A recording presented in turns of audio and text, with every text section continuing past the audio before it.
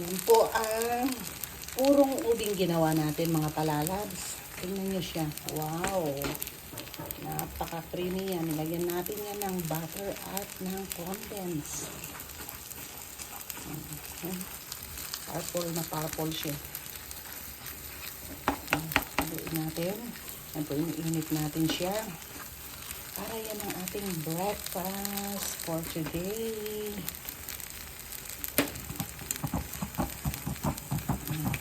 Paka-init.